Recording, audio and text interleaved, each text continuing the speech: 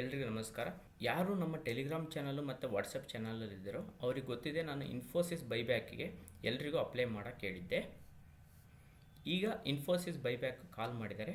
ಅದನ್ನು ಹೇಗೆ ಅಪ್ಲೈ ಮಾಡೋದು ಝೀರೋದಿಂದ ಅಂತಂದ್ಬಿಟ್ಟು ನಾನು ತೋರಿಸ್ಕೊಡ್ತೀನಿ, ಬನ್ನಿ ನೋಡೋಣ.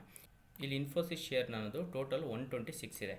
ಈಗ ನಾನು ಈ 126ನ ಬಿಡ್ ಮಾಡಬೇಕು ಬೈಬ್ಯಾಕಿಗೆ. ಅದು ಹೇಗೆ ಮಾಡೋದು ಅಂತಂದ್ಬಿಟ್ಟು ತೋರಿಸ್ಕೊಡ್ತೀನಿ, ಬನ್ನಿ. ನೀವೇನು ಮಾಡಬೇಕು ಅಂತಂದರೆ ಇದರಲ್ಲಿ ನಿಮ್ಮ ಅಕೌಂಟ್ ಮೇಲೆ ಕ್ಲಿಕ್ ಮಾಡಿ. ಇಲ್ಲಿ ಕ್ಲಿಕ್ ಮಾಡಿದ ನಂತರ ಕನ್ಸೋಲ್ ಅಂತ ಬರುತ್ತೆ, ಕನ್ಸೋಲ್ ಮೇಲೆ ಕ್ಲಿಕ್ ಮಾಡಿ.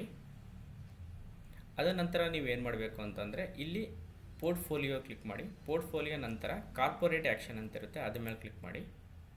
ಇಲ್ಲಿ ನೋಡ್ಬೋದು ಕಾರ್ಪೊರೇಟ್ ಆ್ಯಕ್ಷನಿಗೆ ಬಂದಿದ್ದೀವಿ. ಈಗ ಇಲ್ಲಿ ಇನ್ಫೋಸಿಸ್ ತೋರಿಸ್ತಾ ಇದೆ.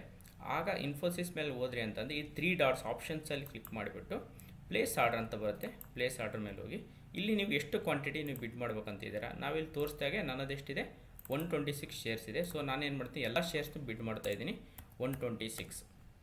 ಈ 126 ಶೇರ್ಸ್ ಬಿಡ್ ಮಾಡಿಬಿಟ್ಟು ನಾವು ಸಬ್ಮಿಟ್ ಅಂತ ಮಾಡಿದ್ರಿ ಅಂತಂದರೆ ಇದರಲ್ಲಿ ಬೈಬ್ಯಾಕಿಗೆ ಸಬ್ಮಿಟ್ ಆಗುತ್ತೆ. ಈ ಸಬ್ಮಿಟ್ ಅಂತ ಕ್ಲಿಕ್ ಮಾಡಿದ ನಂತರ ಕೆಲವೊಬ್ಬರಿಗೆ TOTP ಅಂತ ಕೇಳುತ್ತೆ. TOTP ನಿಮಗೆ ಟ್ರಾನ್ಸಾಕ್ಷನ್ OTP, ಯಾವುದೇ ಒಂದು ಶೇರ್ನ ಸೆಲ್ ಮಾಡ್ಬೇಕಾದ್ರೆ ಹೋಲ್ಡಿಂಗಲ್ಲಿ ಇರೋದನ್ನ ಕೇಳುತ್ತೆ. ಆ TOTP ಕೊಟ್ಬಿಟ್ಟು ಅಥೆಂಟಿಕೇಟ್ ಮಾಡಿಬಿಟ್ಟು ಮತ್ತೆ ಇನ್ನೊಂದು ಸರಿ ಅದು ಇನ್ನೊಂದು ಸರಿ ಇದೇ ಸ್ಟೆಪ್ನ ಫಾಲೋ ಮಾಡೋಕ್ಕೆ ಕೇಳುತ್ತೆ. ಆಗ ಬಂದುಬಿಟ್ಟು ಮತ್ತೆ ಇದೇ ಪೇಜಲ್ಲಿ ಬೈಬ್ಯಾಕಿಗೆ ಅಪ್ಲೈ ಮಾಡಿ, ಆವಾಗ ಬೈಬ್ಯಾಕ್ ಸಬ್ಮಿಟ್ ಆಗುತ್ತೆ. ಧನ್ಯವಾದಗಳು.